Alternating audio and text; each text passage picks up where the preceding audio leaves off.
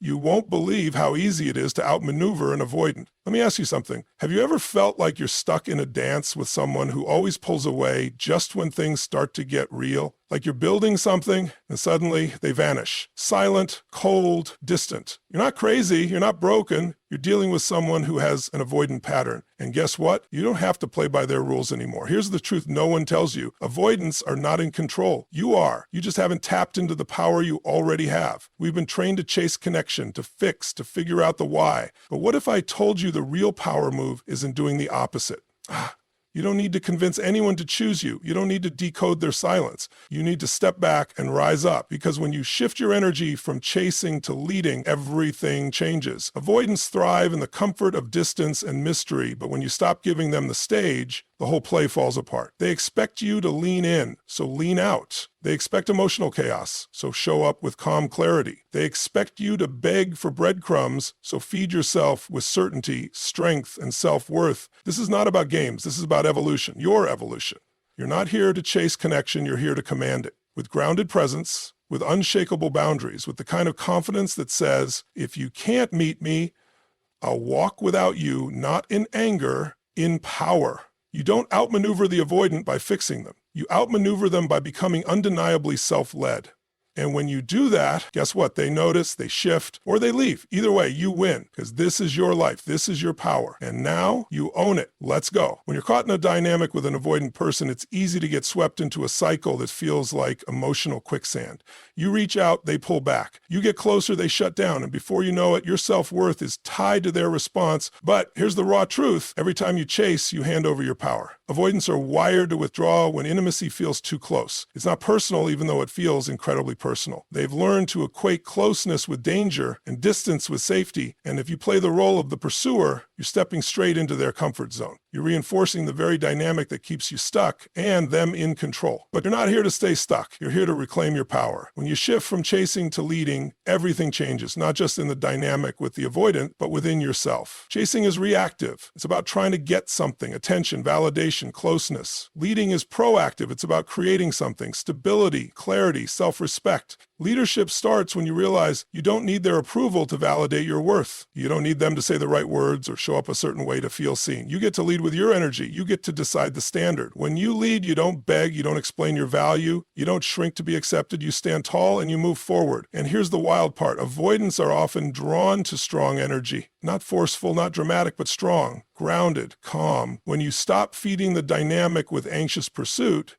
they don't know what to do. You're not playing the game anymore. You're not reacting to the silence, the pullback, the vague texts, or emotional cold fronts. You're holding your ground like a lighthouse in the storm. The avoidant expects you to chase. That's the script. So when you stop, you disrupt the entire pattern. You send a new message, not just to them, but to yourself. I don't chase what's not available. I lead with presence and purpose. Leading also means having the courage to be misunderstood, to walk away from people who don't have the capacity to meet you, to stop trying to rescue people from their own emotional discomfort. You're not responsible for their wounds, their fears, or their inability to connect. What you are responsible for is how you show up. So start showing up like someone who knows they are worth choosing, like someone who doesn't flinch when silence enters the room, like someone who doesn't spin stories in their head to justify inconsistent behavior. You don't need to explain it. You don't need to fix it. You simply lead by choosing you. That means you speak directly, you express your needs clearly, you stop sugarcoating your truth in hopes they'll stay. Because leading is about alignment, not attachment. When you lead, you don't force people to stay. You allow space for them to rise or to exit. Let them go if they can't meet you. That's not loss, that's leadership. And let's be real. Leading doesn't mean you never feel hurt. It doesn't mean you don't care. It means you care so deeply about yourself, your peace, your growth, that you won't sacrifice it for breadcrumbs. The energy of leadership is magnetic. It's the energy that says, I'm not waiting for anyone to choose me, I've already chosen myself. And when you live from that space, your entire vibration changes. You stop trying to earn love and you start embodying it. You stop chasing potential and start attracting alignment. So when you're tempted to chase, pause, breathe, step back, ask yourself, what would a leader do right now? Would they double text someone who's pulling away? Would they compromise their needs to avoid being alone? Would they settle for less just to feel something? No. They'd hold their energy, they'd stay grounded, they'd move forward with clarity. And that's what you're here to do. You've spent enough time chasing, now it's time to lead. Avoidants rely on distance like it's oxygen. It's their safe zone, their defense mechanism, the thing they subconsciously use to keep control. And when you start to feel the emotional gap widen, your instinct is to close it, to fix it, to reconnect. That's human. That's love trying to survive. But every time you step in to bridge that distance without being invited, you reinforce the imbalance. You're feeding the very thing that keeps you disempowered. Distance is how the avoidant maintains control. Not always consciously, not always maliciously, but habitually. It's how they create space so they don't have to feel vulnerable, so they don't have to deal with emotions that might overwhelm them or worse, expose them. So they pull back, and you feel it, the change in tone, the slower replies, the unspoken wall that goes up out of nowhere. And your body reacts, panic, confusion, the desire to make it better. That's where the dynamic traps you. Because while you're chasing connection, they're taking refuge in avoidance. While you're reaching out, they're pulling further in. It becomes a one-way dance, where the more you give, the more they retreat. That's where your power drains. That's where your energy gets hijacked. But when you stop feeding the distance, when you no longer chase after their silence or give their withdrawal all your attention, you reclaim control. You turn the focus inward, you shift the entire game. Avoidants are often deeply uncomfortable with intimacy, not because they don't want it, but because they don't know what to do with it. Closeness threatens their internal wiring. So when you get close, they instinctively create space, and when you react by moving in even closer, by pushing, explaining, fixing, pleading, you validate their fear that closeness is suffocating. But what happens when you stop? What happens when instead of running toward them, you stay still? What happens when you meet their distance with presence instead of pursuit? You become unpredictable, uncontrollable, and that's when they start to feel the shift. This isn't about manipulation, it's about rebalancing the dynamic. Because when one person is constantly leaning in, while the other is constantly leaning out, there's no space for real connection. There's just survival. And relationships built on survival don't thrive, they drain. By refusing to feed the distance, you create a silent boundary, a powerful one. You're saying, if you need space, take it, but I'm not going to abandon myself to try and close this gap.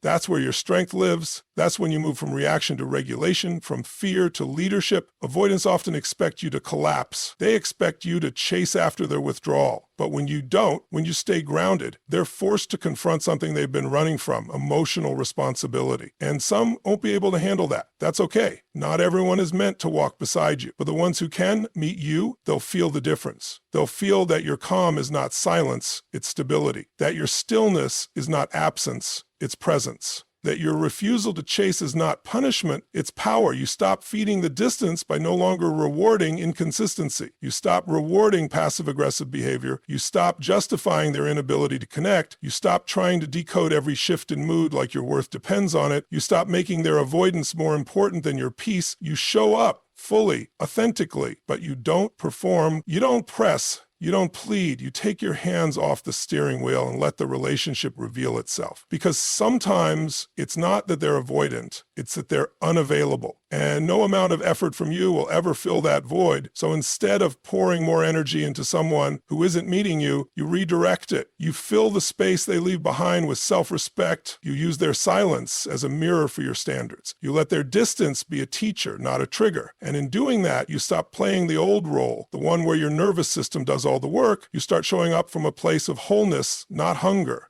And that's the energy that changes everything, because distance can only hold power if you chase it. The moment you stop, it loses control. Confusion is the breeding ground for anxiety. When you're in a dynamic with someone avoidant, you often find yourself living in the gray. Nothing is fully said, nothing is fully known. You're left piecing together clues, analyzing silences, replaying conversations to find the moment where things went off track. It's exhausting. But here's the truth. The confusion only survives where clarity hasn't been claimed. Avoidants are often vague not because they're trying to be manipulative, but because vagueness protects them. It allows them to stay in the relationship without fully committing. It lets them enjoy connection while keeping intimacy at arm's length. It gives them an out at any moment. And if you've been on the receiving end of that, you know how deeply unsettling it is. One minute you feel connected, the next, like you're talking to a stranger.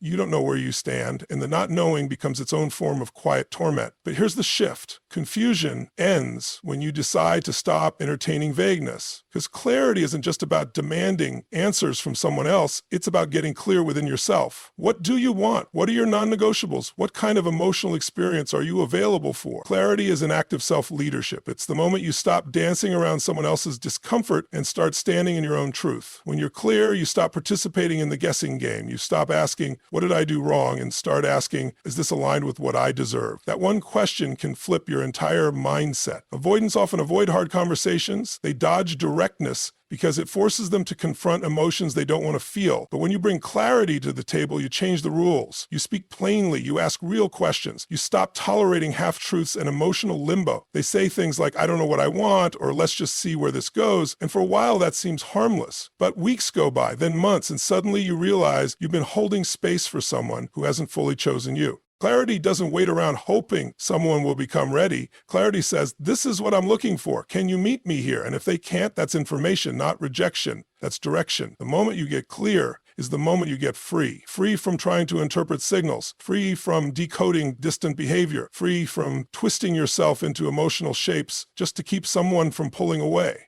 And clarity gives you peace even when the answer is hard to hear. Because at least you know. At least you're not stuck hoping for a version of them that only exists in potential. And the truth is, clarity is magnetic. When you know who you are and what you want, the right people feel it. It doesn't scare them, it grounds them. It says, this person isn't here to play emotional hide and seek, they're here to build something real. And those who can't meet you there, they fall away. And that's not a loss, that's a clearing. Avoidants often thrive in chaos. Not loud, dramatic chaos, but subtle chaos, emotional ambiguity, mixed signals, relationships that never quite land. But when you bring clarity, that chaos no longer has a place to hide. You take the mask off the dynamic. You shine a light on the gray. You say, this is what I need. This is how I show up. What about you? And even if they don't answer, even if they disappear, that clarity protects your peace. Most people stay stuck, not because they don't see the truth, but because they're afraid to name it. But you don't need to be afraid of clarity. Clarity doesn't ruin relationships. It reveals them. It either deepens the bond or it highlights the misalignment. Either way, it sets you free. You don't need someone to chase you. You need someone to meet you. And they can't do that if you're dimming your truth to keep them comfortable. You don't need to simplify your needs just to maintain a connection. You need to trust that being clear won't cost you the right person. So the next time you feel confused, don't look outward, look inward. Where have you been unclear? What truth have you been avoiding? What standard have you been softening? Because once you stand in clarity, confusion has nowhere left to live. Boundaries are not walls, they're not ultimatums, they're not threats. Boundaries are declarations. They are self-respect in motion. They are the invisible lines that say, this is what I allow, this is what I won't. And when you're dealing with someone who has avoidant patterns, boundaries aren't optional. They are essential. Avoidants often operate in a way that leaves everything undefined. They blur the lines, 1 foot in, 1 foot out. Sometimes affectionate, sometimes distant. Just enough presence to keep you invested, but never enough consistency to feel safe. And when there are no boundaries in place, you end up adjusting yourself to accommodate them. Their pace, their discomfort, their silence, their uncertainty. But here's the truth. Every time you abandon a boundary to keep a connection, you abandon a piece of yourself. People often think boundaries will push others away, especially those who are already avoidant. But the opposite is true. Real boundaries bring real clarity, and clarity reveals truth. The person who can meet you at your boundary is the person capable of meeting you in a relationship. And the one who can't, that's not someone you're losing. That's someone you're finally seeing clearly. Owning your boundaries means you stop asking for permission to honor your needs. You don't need someone else to agree with your standard for it to be valid. You don't need to water yourself down to make sure someone doesn't leave. That's not love, that's fear. And fear is no foundation for anything worth keeping. You teach people how to treat you not by what you say, but by what you allow. If someone consistently crosses a line and you stay without addressing it, without adjusting course, you've silently endorsed that behavior. But when you own your boundaries, you show up like someone who's not negotiating their value. You're not begging for the bare minimum. You're not trying to be easygoing just to avoid confrontation. You are simply standing in the truth of what feels right to your nervous system, your heart, your intuition. Boundaries are about alignment, not control. You're not trying to force anyone to change. You're just saying, this is how I live, this is how I love. Can you meet me here? If they can, great. If they can't, they self-select out, and that's a blessing. Because the longer you let someone dance around your lines, the more you erode your own sense of trust in them and in yourself. And listen, owning your boundaries doesn't always feel good in the moment. It can feel lonely, it can feel cold. You might second guess yourself, especially if the person on the other side reacts with confusion, resistance, or withdrawal. That's normal. Boundaries are often uncomfortable for people who benefited from you not having any, but discomfort isn't danger. It's just the cost of growth, and your peace is worth that price. When you set a boundary, you're saying, I value myself enough not to betray my own needs. And when you enforce it, even when it's hard, you reinforce that message internally. You build trust with yourself. You stop being at the mercy of other people's moods, their avoidance, their indecision. You become the anchor in your own life. Avoidants often operate in ambiguity, and they subconsciously look for people who will stretch themselves thin to close the gap. Don't be that person. Be the one who says, I don't chase connection, I create it. And if it's not mutual, I release it. That kind of self-assuredness changes the whole dynamic. Suddenly you're not reacting to their avoidance, you're responding to your truth. Your boundary might be space, it might be communication, it might be consistency, it might be emotional honesty. Whatever it is, name it, own it, live it. Stop explaining your boundaries like they're unreasonable. They're not. They are the gateway to healthy, reciprocal connection, and if someone disappears when you draw the line, they were never really present to begin with. Better to see that now than to spend years in emotional purgatory trying to make something work that was never built on solid ground. You don't need to be louder, you don't need to be tougher, you just need to be unwavering, calm, certain. You are allowed to say no, you are allowed to leave when your needs aren't being met, you are allowed to stop participating in dynamics that drain you. Your boundaries are your power. And when you own them fully, you stop trying to control outcomes and start creating a life that honors your worth. Attachment to outcome is one of the fastest ways to lose your center. When you're dealing with someone who's emotionally avoidant, it's easy to become obsessed with how things will turn out. Will they commit? Will they change? Will they finally open up? You start scripting conversations in your head, planning your every move based on how you hope they'll respond. But the truth is, the more tightly you grip the outcome, the more you lose control of yourself. And that's where the spiral starts. You become hypervigilant, watching for signs, reading into every word, every delay in a text, every subtle shift in tone. You start living in the future, imagining what might happen, fearing what might not. You sacrifice the present moment for a fantasy of what could be. And without realizing it, your sense of self becomes completely entangled in their choices. But here's the breakthrough. The outcome isn't your responsibility. Your alignment is. When you detach from the outcome, you take your power back. That doesn't mean you stop caring. Doesn't mean you shut down or act indifferent. It means you stay committed to your values and your truth, regardless of how the situation unfolds. You stop tying your peace to whether or not they stay, change, or give you what you want. Because if your peace depends on their behavior, you're handing your emotional well-being to someone who may not even know how to hold their own. Avoidants often give just enough to keep you invested. A flicker of connection here, a vulnerable moment there, and if you're attached to the idea of who they could become, you'll ignore the reality of who they're consistently showing you they are. You'll cling to potential, but potential is a fantasy, one that keeps you stuck, hoping, waiting, shrinking, and life's too short to build a future on a maybe. The power in detachment is this. You no longer need the story to end a certain way for you to feel okay. You can show up fully, love fully, express yourself honestly, and still walk away if it's not serving your highest good. That's not cold. That's strength. That's maturity. That's leadership. You stop trying to win someone over. You stop bending to fit their comfort zone. You start showing up as someone who isn't afraid to let go of what isn't aligned. Because what's meant for you will never require you to betray yourself to keep it. When you detach from the outcome, you start seeing more clearly. You start recognizing red flags for what they are, not as puzzles to be solved. You stop overanalyzing their behavior and start getting curious about your own. Why do I feel triggered? Why do I want to fix this? Why does their withdrawal make me chase?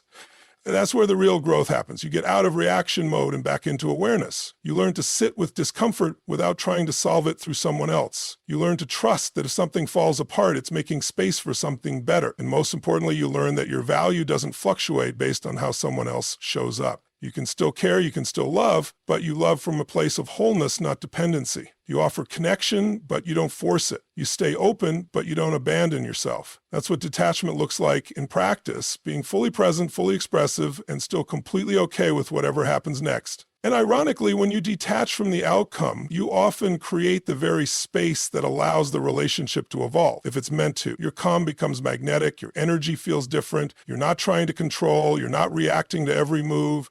You're simply rooted in yourself, and people feel that. Avoidants especially feel that, and they either rise to meet you or they remove themselves. And either way, you win. Detachment is not giving up, it's leveling up. It's saying, I trust life enough to let go of control. It's releasing the illusion that you can force timing, readiness, or transformation in another person. And it's realizing you don't need a specific outcome to validate your worth. You're not here to chase closure. You're here to become so grounded in who you are that nothing, no silence, no withdrawal, no inconsistency can shake your sense of self. That's what it means to truly regain control. And it all begins the moment you let go of needing it to go a certain way. There comes a moment when you realize you spent more time trying to understand someone else's behavior than honoring your own. That moment hits hard because it's where your truth confronts your pattern. When you've been in a dynamic with someone who's avoidant, it's incredibly easy to fall into the fixer role. You think if you can just be more patient, more loving, more understanding, they'll finally feel safe enough to open up. You start carrying the emotional weight of two people, believing your effort can bridge the gap.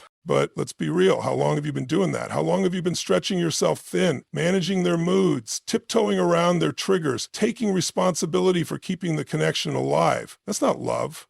That's emotional labor. And at some point, it's time to ask the question, what would happen if I put all that energy back into me? Because that's the shift that changes everything. Avoidants often struggle with vulnerability. They pull back when things get real. And if you're an empathetic, emotionally available person, you're probably wired to lean in, to soothe, to fix, to prove your love. But that pattern becomes a trap. The more you try to fix them, the more you disconnect from yourself. You begin to internalize their inability to connect as a reflection of your worth. You make their distance about your deficiency. And that's how you lose yourself in the process of trying to save someone who never asked to be saved. Empowerment begins the moment you stop trying to fix them and start focusing on you. You don't need to analyze their childhood wounds to justify why they can't communicate. You don't need to make excuses for their inconsistent behavior. You don't need to keep lowering your standards in the name of compassion. That's not strength, that's self-abandonment. True power comes from turning inward, from asking, why do I keep choosing people who can't meet me? What part of me believes I have to earn love by being endlessly patient, endlessly understanding? This isn't about blame, this is about responsibility. You can't change them. You were never supposed to. That was never your job. But you can change the pattern within you that keeps attracting and tolerating emotional unavailability. Start pouring your energy back into your own healing, into your voice, your values, your emotional standards. You've spent so much time trying to decode them. Try decoding you. What do you need to feel safe, seen, held? And where in your life are you settling for less than that, hoping someone will eventually rise to the occasion? When you shift the focus back to yourself, you start making decisions from clarity, not from fear. You stop negotiating your worth just to maintain connection. You begin to live like someone who knows they're worthy of being chosen without having to earn it through performance or perfection. That's what empowerment looks like. It's not loud, it's not aggressive, it's not cold. It's steady, quiet, certain. And here's the beautiful part. The more you empower yourself, the less you need anyone else to change. The more peace you cultivate within, the less chaos you tolerate outside of you. You stop needing them to show up differently because you start showing up differently for yourself. You start attracting new dynamics, not because people have changed, but because you have. Fixing someone else always puts you in a powerless position. It keeps your happiness dependent on their evolution. But empowerment brings you back to center. It reminds you that you're not here to carry someone else's emotional avoidance. You're here to walk your path with integrity, with strength, with emotional maturity, and to call in relationships that meet you there. And yes, it might mean letting go of the version of the relationship you wanted to work. It might mean grieving the fantasy. But in return, you get you back, your joy, your clarity, your peace. That's a trade worth making every time. So stop asking what more you can do to make them feel safe. Start asking what you can do to make yourself feel seen. You're not here to be a mirror for someone's avoidance. You're here to reflect your own worth so clearly that anyone not ready to meet it fades into the background. You're not the fixer, you're the force. And the moment you shift that focus, the whole story changes. So here's the truth. Outmaneuvering an avoidant isn't about games or tactics. It's about rising into your power, getting crystal clear on your worth, and refusing to shrink to fit someone else's limitations. When you shift the focus inward, set bold boundaries, and let go of chasing outcomes, you stop trying to fix anyone and start choosing yourself. That's where real freedom begins. Thank you for showing up for your growth today. Keep choosing the version of you that no longer settles for emotional breadcrumbs. You're not just worthy of love, you're worthy of reciprocal love. Keep rising.